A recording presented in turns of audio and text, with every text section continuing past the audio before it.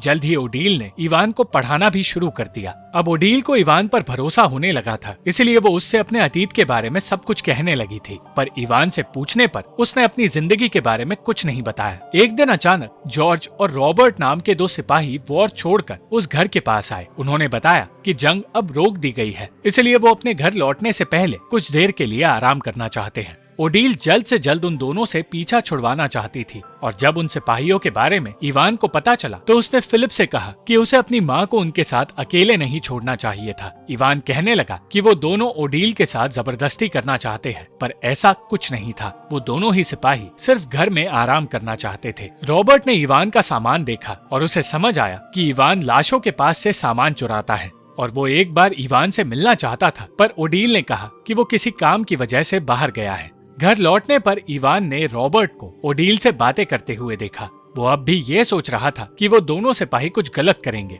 इसलिए उन दोनों से छुपकर इवान उनका सामान चुराने लगा।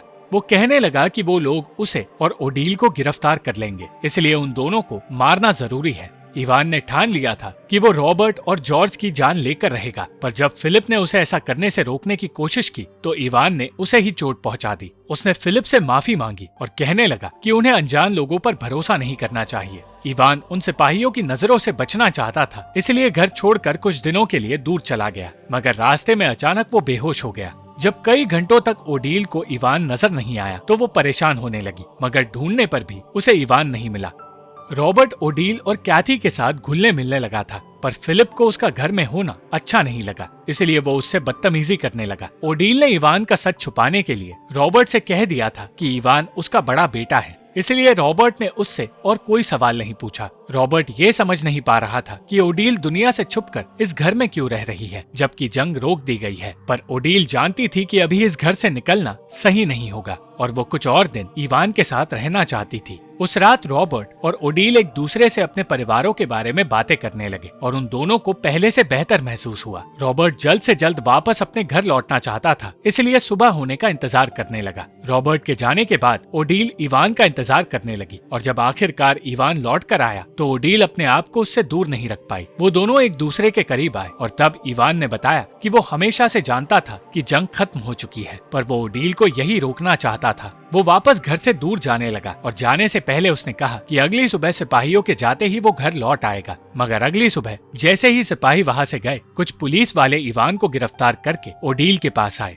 उन पुलिस ऑफिसर्स को शक था कि इवान एक चोर है, क्योंकि उसने जो शर्ट पहनी थी वो उस घर के मालिक की है। पूछताछ करने पर ओडील ने उन्हें बताया कि इवान ने उसके परिवार को बचाया था, और इसलिए वो लोग उसके साथ इस घर में छुपकर जी रहे थे। पूछताछ होने के बाद इवान को वो लोग गिरफ्तार करके अपने साथ ले गए, और ओडील और उसके बच्चों को उस घर से निकाल दिया गया। उन तीनों को पास के गांव में रेफ्यूजीज के साथ एक कैंप में जीना पड़ा, और कई दिनों बाद एक पुलिस ऑफिसर ओडील को अपने साथ ले गया, जिसके बाद वो ओडील से इवान के बारे में पूछने लगा। ओडील ने ये झूठ कह दिया कि उसे इवान का नाम तक पता नहीं, और फिर ओडील को बताया गया कि इवान ने फांसी लगाकर अपनी जान दे दी है। इवान का असली नाम जॉन डेल्मास था, और वो एक बाल कैदी हुआ करता था जो जेल से भाग निकला था। ये सब कुछ सुनकर ओडील परेशान हो गई, और इवान की मौत के बारे में सुनकर उसका दिल टूट गया। वो उसकी बॉडी देखना चाहती थी, पर उस पुलिस ऑफिसर ने कहा कि उसे दफना दिया गया है। ओडील इवान का सच फिलिप से छुपाना चाहती थी, इसलिए उसके पूछने पर ओडील ने कह दिया कि इवान जेल से भाग निकला है,